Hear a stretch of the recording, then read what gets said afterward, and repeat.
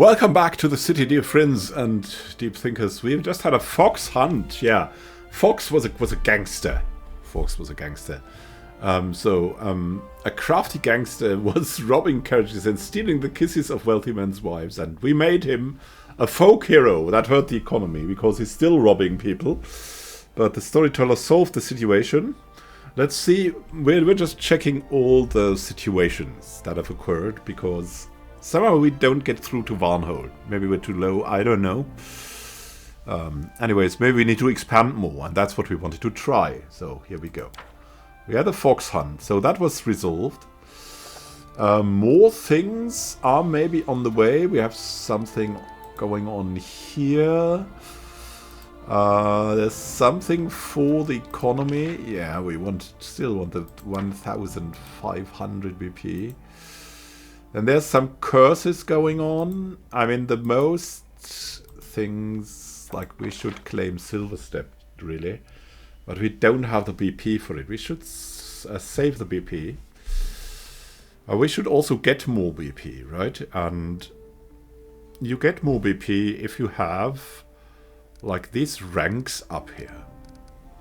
You also get more BP through economy buildings in your settlements. So we should have, but the main thing, what we need to do always is like getting rid of these events. Mysterious news: the local citizens are complaining about gigantic multicolored mushrooms. First circles of such mushrooms were found far away from dwellings, but now they've begun to grow on the walls and roofs of local houses. Yeah, that's something. Who can do that? That can only do harem. Only harem. How long is that? 21 days. That's quite a long time. Then we have a fugitive from Pitax. An elf is hiding in the barony. Okay, we could save the elf. Regonga or Lindsay could do that. Then we have the giants. Several wild giants have wandered into the settlement. They wish to be hired as hands. They are powerful and might be useful. They frighten the people. They're wild, not very intelligent. Their great strength makes them dangerous neighbors. Regonga would be good for that, probably. Yeah, Lindsay can do the fugitive thing. Regonga could do the giants. Then protector from the weak. We have a visitor from the Nalmarch, the paladin of Eomede. A half-orc kills monsters and rescues lost locals. Such a person cannot fail to attract the attention of the Baron. So that's another harem thing. Will expire on one nest. So in a week. In a week. That's not good. That's not good. So we can either do the mystic cycles, or we can do the folk hero, the protector of the weak. Like we would have him here, 61% chance, but only 14 days to solve. Whoa. Yeah. Or we can do that. That is 65% chance to solve. That's a better chance to solve.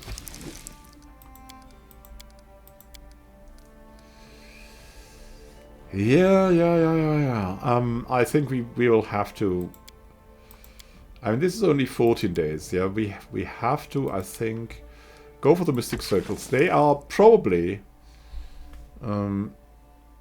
just a dangerous thing to have. So send harem to the mystic circles. The fugitive from Pitax. We can send Lindsay in there. It's only 70 days, but what can we do?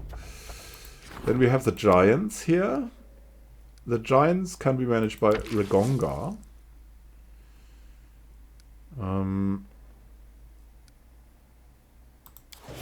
He's the perfect one for this.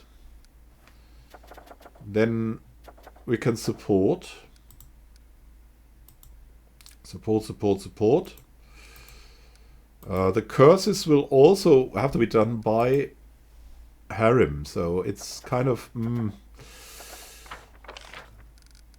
we should visit everything, but we should also rank up stuff. So let's see what we can rank up. Arcane would be good, but we probably won't. Culture, divine, relations. So that would be military. That would be community. And that would be loyalty. Okay, I'd go for economy or military first. But for now, we need to look at our new settlements and build on here. We have started to grow some community here. Right, a granary and a windmill. Let's enter and see what we can further build. We definitely need BP.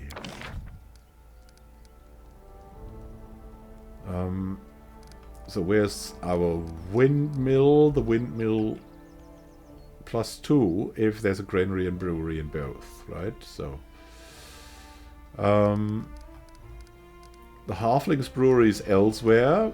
I think we can have a normal brewery somewhere. Can we? Can we though? Yeah, there's a normal brewery. One to loyalty, one to stability. And located in a settlement with a windmill and a tavern. So, if we build a brewery,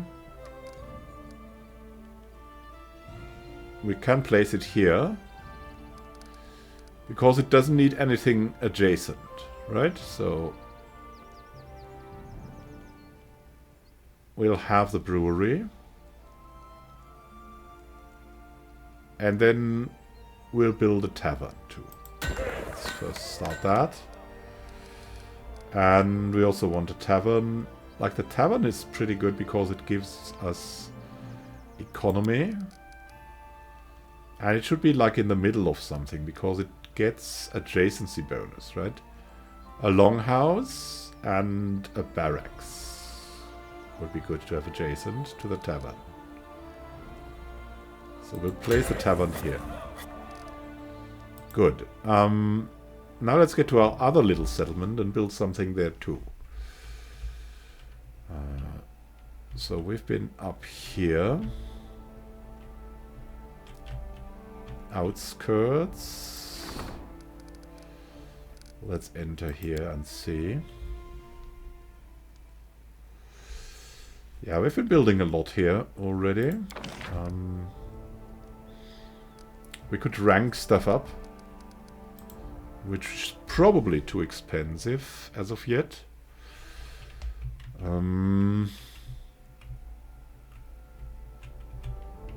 We haven't built anything in the Camerlands, but I think there's something in the South Nile Marches. Yeah. We have a shop. We have a tavern. We would like to have a forge, a longhouse, and a barracks, right?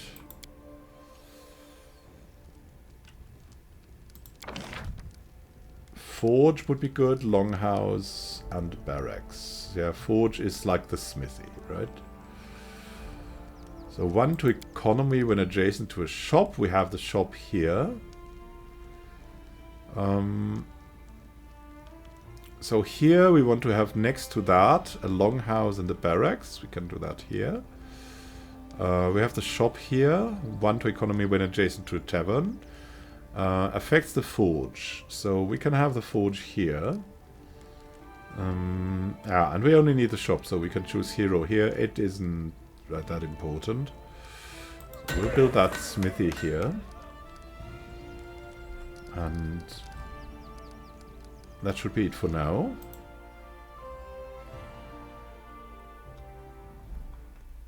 Now we can rank up another stat, right? So let's see. You can support the regent, or we can support the councillor. Economy isn't a thing. Priest isn't a thing. Military isn't a thing. Community, though, is. And loyalty. I'd rather work with Tristan for a bit. We need some loyalty. We have been a lot of events that went against the loyalty. So maybe if we rank it up, we will have less of these events. Yeah. Spend 2 weeks resolving the loyalty of citizens in the barony. Wonderful. We should have... Let's see. We should have one more. One BP is lost due to low economy. Aha. Interesting, interesting. So the economy caps this. That's very interesting. Let's see what other things happened here. Fugitive from Pitax. Success. The Grand Diplomat, unable to shed light on this shady case, decided that inaction was the wisest course and threatened a harsh punishment for any investigators from Pitax who would trespass on the barony's lands. We have relations going up and stability. Wonderful. Well, what happened with the greedy tax collector? We didn't assign, yeah. He'd taken some of the taxes and tried to collect again. Oh my goodness. Okay, Protector of the Weak. The opportunity went by. The Giants triumph. The general's promise of abundant food and decent pay lured the Giants into the army. The powerful soldiers will come in handy at the front lines. Wonderful. Let's see what more we have here. Wow, we have so many events that we could go for. Freedom at any cost. We would like some economy. A famous Gultan half-orc rebel. Aha. Someone wants to overthrow us. Well, we have a lot of people who could do this. Then freed swords. So more people want to become soldiers. That can only be done by Regonga. A Grand Diplomat wants to discuss important matters. Yes. Let's do that instantly. Yeah, it's Management Day.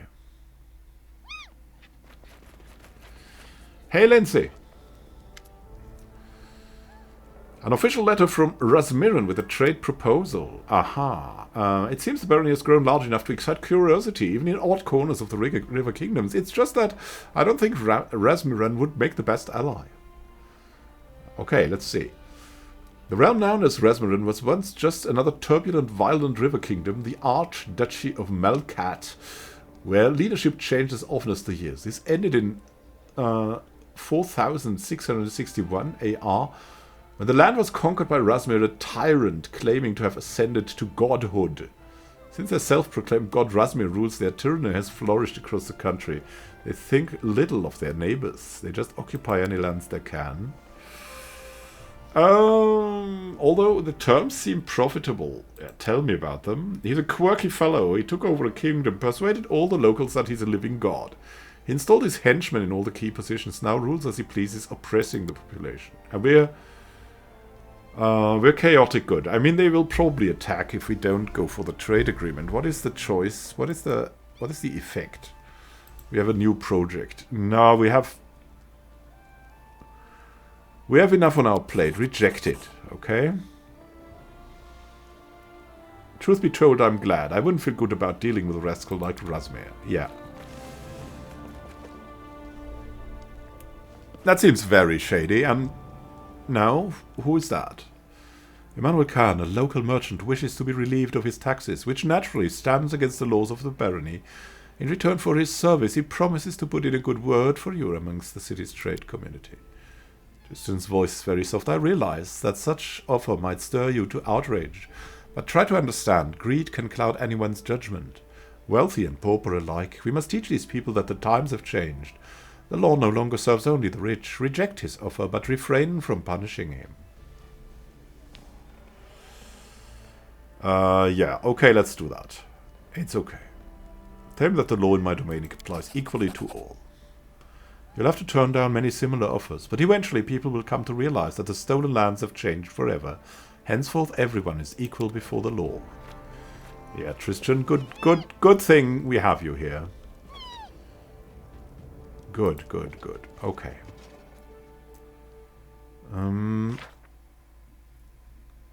Yeah, we've had that. 1 relations. Then the counselor gave us 1 loyalty. Wonderful.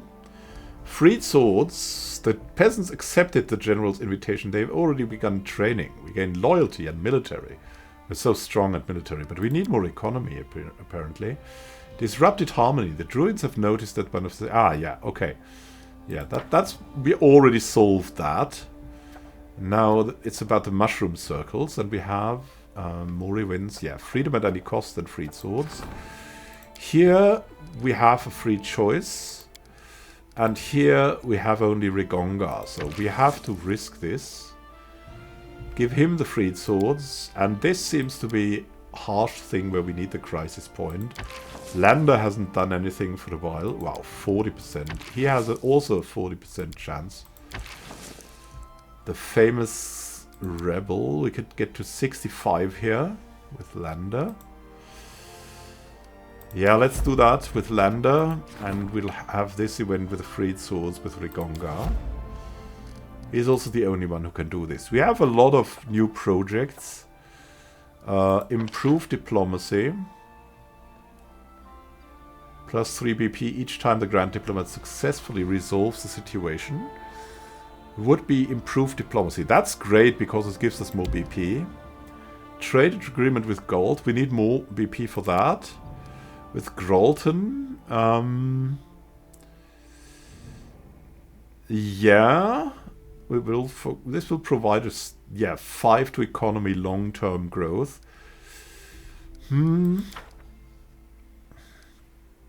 Support the Grand Diplomat's endeavors. Yeah, I know. The Counselor, the trade agreement with Surtova. Yeah, now that the thing is, we should most probably improve our diplomacy here first. That would make a lot of sense, because that gives us long-term growth, right? So that's the main thing to do. We have the trade agreement. We don't have no money for that. How many BP could we purchase? We don't have like a lot that we can purchase. So it's kind of out of the question as of yet. We can support the Grand Diplomat, but I think our Grand Diplomat is busy right now. Yeah. Can support the Counselor for more, even more loyalty.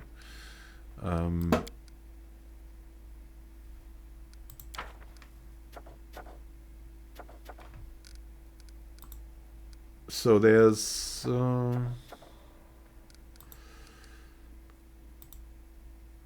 not much to do. We need to more BP, so we can do more. Times have changed though. Let's go to the map. Let's see. Shrike Hills.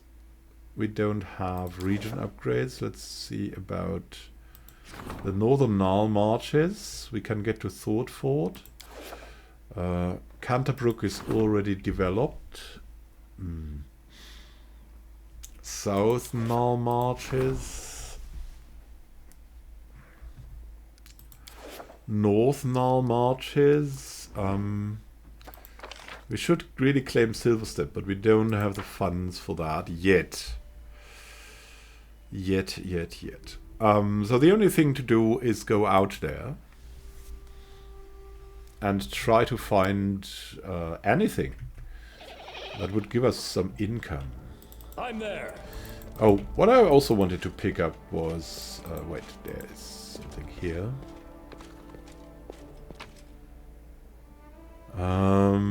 We have supplies. Supplies. Notable, usable. No, that is a wand of ear-piercing scream. That is just about everything. Okay. Type in descending order. Yeah, we have all of these things. Rice, sky metal. Well, yeah, here's the camping supplies and rations. So, and now we're overloaded. So how can we get rid of this stuff?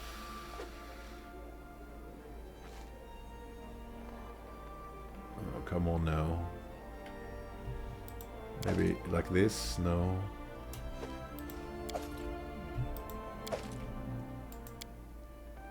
Yeah, we can split. Ha. Okay. Like split it like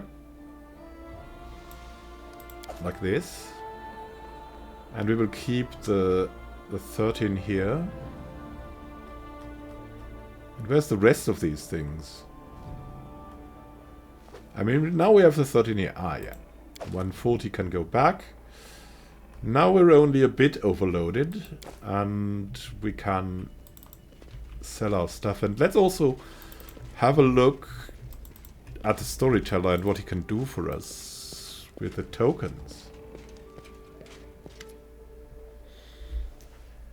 Ah, Your Grace, my stories are calling for you. Have you come to answer their call?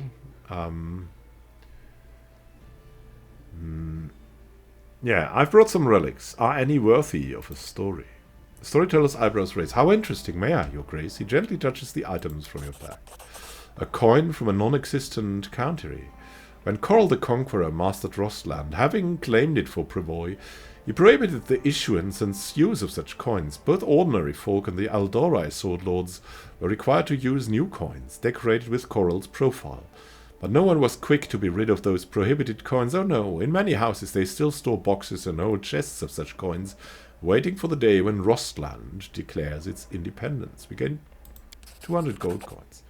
Storyteller touches the pendant with Torak's mark. Oh, the symbol of Torak. The children of stone wear such pendants as protective talismans. I will gladly purchase any you have. The storyteller's fingers caress the symbol of the dryad, shaped like a tree leaf. And what is this? I hear the voices of trees, smell the scent of fresh leaves. A dryad mark, is it not? I'd be happy to purchase it from you. The storyteller weighs the soldier's tag in its palm. A soldier does not ask where the banners of war are headed. He or she goes to battle, dies, and leaves it to others to decide whether the cause was just. This tag belonged to one of the many warriors who helped establish the glory of the Taldan Empire. If you would permit me, I'd gladly purchase it from you. The air is so fresh, it is like I'm back home in the woods of my motherland. I can feel a soft breeze through my hair. The storyteller takes a deep breath and laughs. Some of the 5 items are still missing, though, Immanuel Khan, so the full story of this forest remains a mystery to me. Saddled horses neigh and stomp their hooves. They cannot wait to travel distant lands, searching for the legendary treasures of an ancient empire. I can feel the bravery of the previous owner, how she dreamt of adventure and fame. Do you wish to know where her path led her? I certainly do. Find the rest of her 5 belongings, and together we can uncover the story of the search for the gemstone cave. This is strange. I feel the traces of the rune magic of Thassilon, heavy spells of Cyclopes, precise wizardry of Aslan, and the fresh wind of elven spells, all combined together, though it's barely discernible underneath the mold of time. Who could have joined all these things? Their owner is shrouded in a thick darkness, blacker than the depths. Find all 5 items, and then I hope the secret of their owner will be revealed to me. Storyteller finishes his inspection. Remember me, should you find anything noteworthy. Wow, I found the shards of an ancient artifact. Can you restore it for me at the anvil? May I? The storyteller gently touches the items from your pack. He shudders, his face grimacing in disgust. This is one artifact that would have been best left in the darkness of its past. These scraps you have brought are from this cloak of sold souls. I cannot see its entire story yet, but I can feel it is dark and terrifying. We should find the rest of the 15 pieces. I will be able to recount the story, but consider carefully. Do you really want to hear this? Okay, okay. We'll meet again. Let's see. I mean, I see now that we can have at least a lot of income from that, so let's take what we have here and give him all of that. Ah! What is this? A toy dragon? I don't know. And the Dryad tokens. Let's first come with these Torag's pendants, right? That would be crazy. 934 items and the Dryad tokens.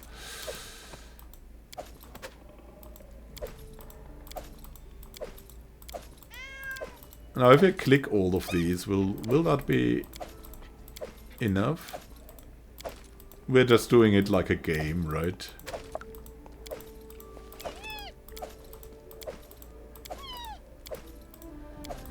Clickety, clickety, clickety, clickety, clickety, clickety, clickety, clickety, click, clack. Okay. Oh, that should be enough for now. Let's see what he says. Come on, Mr. Storyteller, give me something nice. I've brought new relics. How interesting, may I?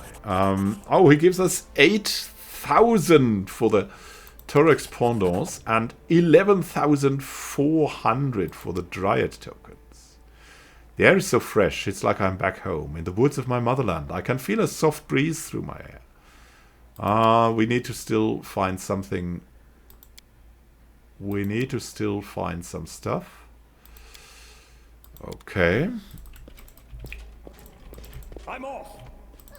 But we have more money now, which is great.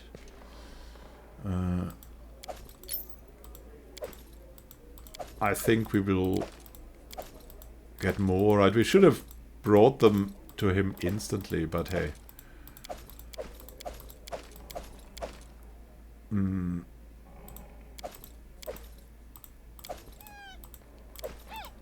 I think we'll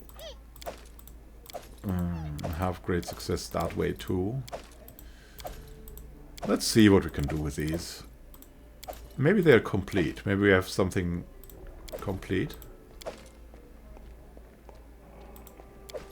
This also seems to belong to all these Taldan things. I'm not sure about this thing.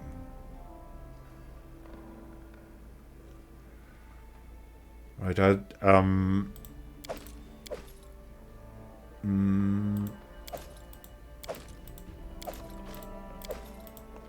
don't know what we'll get from this. I believe all these yellow glowing things will be accepted by him, right? A broken crossbow. So we'll bring anything. Oh, there's some mud leaf. Is that the last mud leaf? I think that we can complete that story too. I'm sorry about collecting all of this. But hey, I think... yeah, the gloomberries. Let's see, the giant spider legs not so much, but the dwarven helm shot.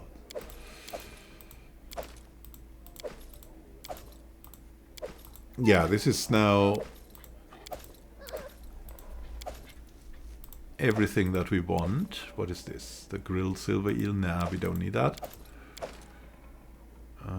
What is this? Yeah, the diaries. The Cypress Queen's fruit.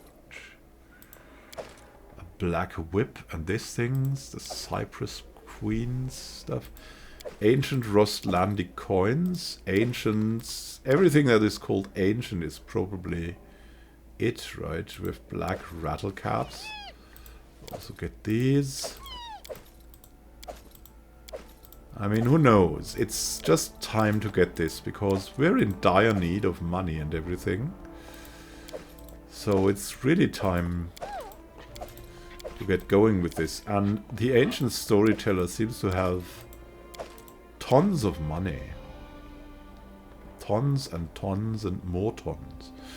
Oh, look at that. That's an old wedding ring. Maybe that too is connected to something. Okay, that should be enough. Now let's see what we can get from that. Mr. Storyteller, I have a lot to give you. Yeah, I found the shards. May I? You've gathered all the fragments of the necklace of double crosses. They can fit into my hand. They carry an inglorious story. Allow me to tell the tale as I restore it. I expect the story will amuse you, and perhaps even give you some food for thought. Oh, that's interesting. And all the shards of the Trailblazer's helm. Let me forge them back together. I cannot wait to hear their story. These shards. Aha. They were once part of the Forest Knight's braces. I would be honored to restore this artifact for you. The braces would serve you well for a long time. And we could uncover their story if you manage to collect all 10 shards and bring them to me. And the Ring of Reckless Courage. We need more pieces. The cloak of... Yeah, we need more stuff. And the Star Commander's glove. We also need more. Will you entrust me with this treasure? Yeah. Restore the necklace of double crosses. Storyteller holds the pieces of metal carefully in his hands. I shall begin. Not every legend speaks of heroic feats. Some tell of atrocities and wicked things. I will breathe my gift into this necklace that it may tell you something of itself. We have the necklace of double crosses. Let's see.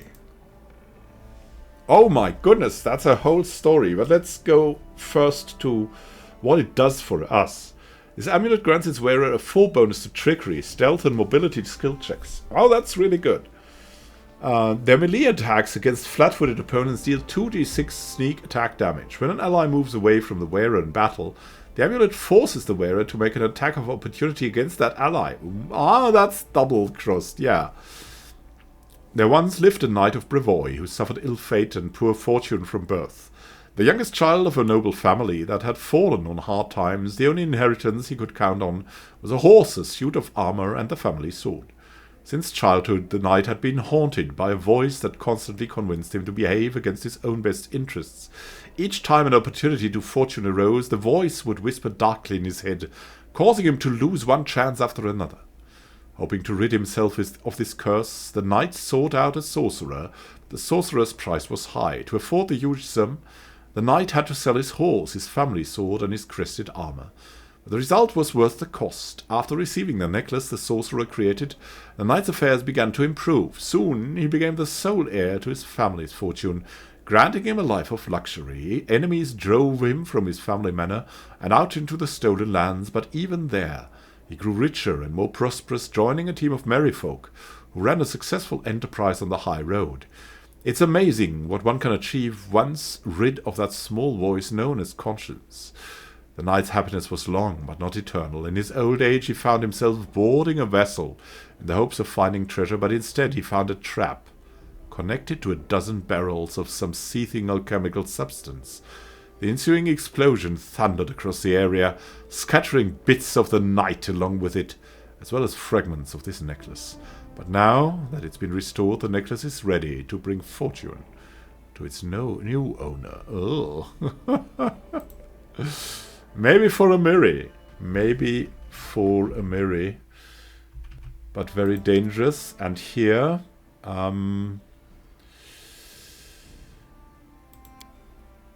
what else? The Trailblazer's helm. Come on now. Thank you. This will be one of my finest works. A small remnant of my gift will reside in this helmet, so you may recall its legend on your own. The Trailblazer's helm. Here we go. This helmet gives its wearer damage reduction 2 against ranged attacks, 10 against falling and thrown rocks, and the ability to cast Good Hope and Crushing Despair spells once a day. Cast on level 11, DC 17. Also gives a 3 dodge bonus to armor class and 3 insight bonus to saving throws against the enemies of the giant and goblinoid subtypes. Oh, this helm was forged 5 centuries ago by the legendary dwarven smith Ordlife. She crafted it for her husband Jarvin, the Lungabuk patriarch, before the clan forever left their homeland in the Five Kings Mountains and travelled north to establish a new trade route in the River Kingdoms. These troubled lands proved to be full of dangers, especially the territory known today as the Stolen Lands, where the dwarves encountered their sworn enemies, giants. A tribe of hill giants led by a stone giant called Dagger, the Earthraker, ran rampant in the area where the dwarves were building their citadel, Bronze Shield Fortress. The giants would appear out of nowhere, throw large boulders at the dwarves, and disappear before reinforcements could arrive. Infuriated, Jarvin called a hunt for Dagger, and, unfortunately for him, was successful. On a frosty winter morning, a small patrol of dwarves, led by Jarvin himself, encountered the giants' man force. The dwarven trumpeter barely had time to reach for the horn before being crushed by a thrown boulder. Realizing his chances were slim, Jarvin charged Dagger, hoping for an honest one-on-one fight. His enchanted helm protected him, deflecting all the flying stones, but once the two adversaries clashed in close combat, Dagger grabbed Jarvin and hurled him against the nearest cliff. The dwarven patriarch was dead before he hit the ground. The moment he died, his helm shattered to pieces with a thunderous clang that echoed for miles. Ordleif gathered the dwarven forces and hurried to the battlefield. In a great battle, the tribe of giants was destroyed, and the body of Jarwind was returned to the fortress for burial.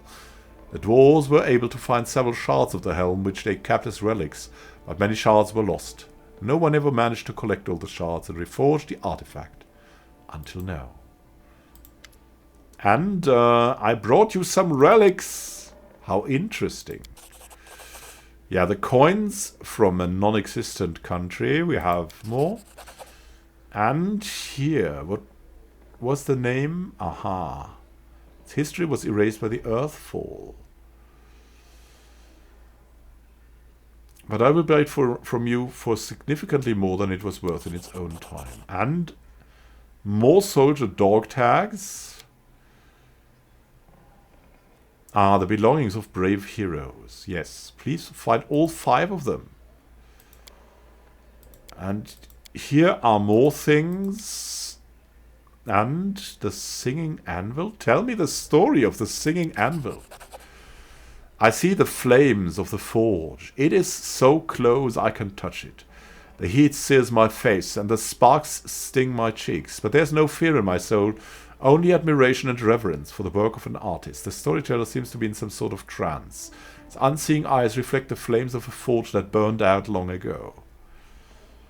Now, let's see what he has to tell us. I am Kolgan, an apprentice of the great Zarev, the first smith of Bronze Shield Fortress, and I'm fascinated by the work of a true master. The smith's hammer is raised in the air, the forge bellows roar, the sparks sizzle, and rhythmic ringing fills the room. The anvil, called the searing palm, replies with a happy booming voice. This music, this song overwhelms my being. I feel a tear of joy run down my cheek and hastily wipe it away, for it's proof of my weakness. The tongs in my hands are covered with soot. I help the master all I can, but I'm not allowed to raise my own hammer over the anvil. Master Zarif protects his anvil zealously, won't let anyone else near it. It usually offends me, but not now. Now my heart follows the ringing beat of a fiery song. Please continue. All I hear is silence. Bronze Shield Fortress is sound asleep. Save for the blinking of the signal bonfires, no one knows about the blasphemy. The blasphemy about to be committed in the heart of the fortress. The storyteller chokes down a lump in his throat. I push open the door of the smithy. I fear the door's squeal of protest will wake everyone, but silence quickly returns. I take a step inside. I stoke the fire and don my soot-smeared apron. Long have I dreamt of the anvil. It calls to me. Its alluring voice captivates me. Its ringing is full of promise. Tonight I will work the anvil myself. Tonight I'll become a creator. And Master Zarif, upon seeing my work, will be forced to accept me as his equal. The fire rises to the ceiling, and I raise my hammer to make my first stroke. But something's wrong. When did I make a mistake? The storyteller's face collapses. The anvil, it won't sing, it moans under my hammer. Instead of sweet music, I hear cries of pain, begging me to stop. I clench my teeth and strike again and again and again. I will make it work. It will sing for me, even if I must torture it to do so. The moans of the anvil become a monotonous rumble, but I can't stop. The smithy door swings open and Master Zarif stands before me, disheveled and furious. He screams curses at me, but I can't hear them. The metal of my work crumbles under my hammer, but I can't see it. My eyes are blinded by tears. The storyteller shakes his head to clear it of the visions. A weary smile on his face. Well, that is it. But what happened to you? I mean to Kolgan. He left. Hung his apron on the hook, tossed away his hammer and tongs, and left Bronze Shield Fortress. Deep in his heart he knew that Master Zarif was right all along. Kolgan's hammer would never create a masterpiece. Hard work is a poor substitute for inspired talent. Kolgan turned his eyes to Droskar. Another dwarven deity. Droskar teaches that one should be free to do whatever is necessary to accomplish one's goal, even if that includes lying, cheating, the exploitation of others, or even worse, crimes. The god of the dark dwarves accepted his new follower. The Duergar gave Kolgan shelter and provided him with unceasing, tiresome work. Work that required no talent, just endless routine. He crafted weapons for the Duergar army, and nobody expected masterpieces of him. He soon forgot all about the searing palm mustered serif and the blasphemy he had committed. And it seems to me that there, in the dark tunnels serving Droska, Kolgan finally found happiness. And what happened to the anvil? It lost its voice. Bronze Shield Fortress never again heard it sing, the storyteller sighs. It was still functional, and the weapons made on it were durable, but nothing more. No master ever managed to craft a masterpiece there again. The dwarven weapons gradually lost their enchantments, and defending against local dangers became increasingly difficult.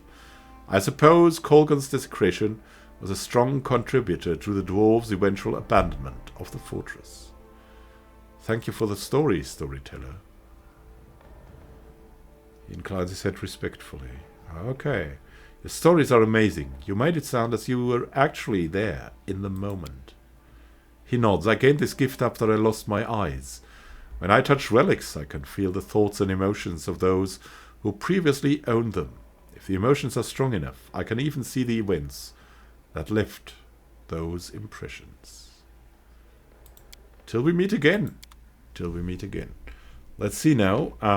We have gained quite a couple of coins. And in the next episode, we will be able to maybe purchase some BP and get something more going. We must be going on quickly there.